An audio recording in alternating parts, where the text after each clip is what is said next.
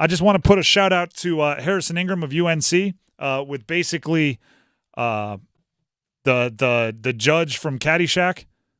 Well, we're waiting. Are you coming back to UNC or not? Because here's why I think it's important. He isn't easy to replace. Versatility isn't as easy to readily find in the portal. Like what he does. I'm going to say something, and I'm going to need you, UNC fans, to wait 45 seconds before you get mad at me.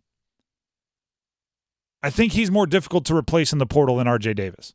Because R.J. Davis hasn't said he's coming back either. But I'm looking at Harrison Ingram saying, make a decision. Here's why. You won't find R.J. Davis quality in the portal, right? You're not going to find, like, potentially if he comes back, he'd be the favorite to be the Wooden Award candidate next year, or Wooden Award winner next year. You're not going to find that. But you can find his style of player, right? You can find a 6'3", score-first shooting guard that can be a ball handler if you need him in a pinch. Those do exist.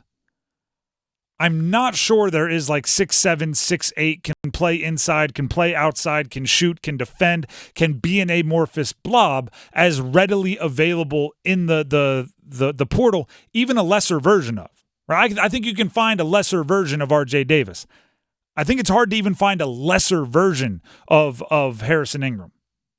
So, and he's like, you build your roster kind of around the skill set of your core. I think Harrison Ingram for UNC, his decision is more urgent. R.J. Davis's might be more important because of everything I said, right? He might be the Wooden Award leader coming into next year. But what Harrison Ingram brings changes the way you build your roster, changes what else you shop for lack of a better term, in the portal.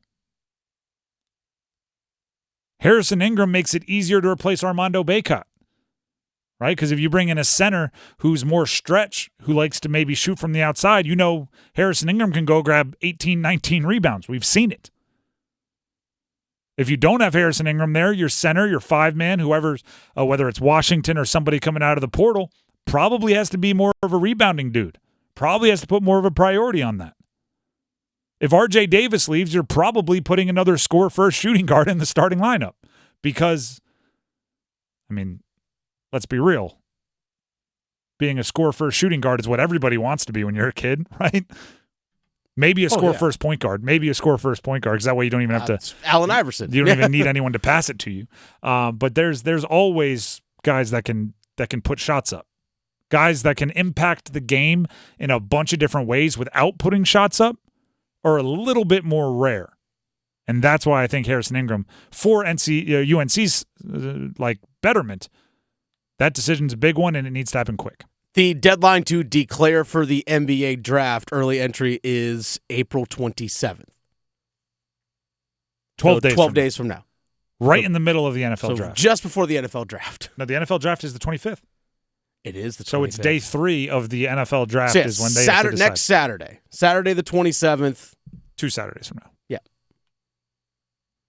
The NFL draft. See, I'm such a sports fan. I don't know months and stuff. I know I can judge every how long away something is in relation to some big. I just got done with okay, so that's 2 days after the Masters. Mm-hmm. Like now the Masters is in the past, so I need to find a new benchmark. It's the NFL draft. By the way, 25th to the 27th. For those that do enter early into the NBA draft, if they do not sign with an agent, you have until June 16th to withdraw from the draft.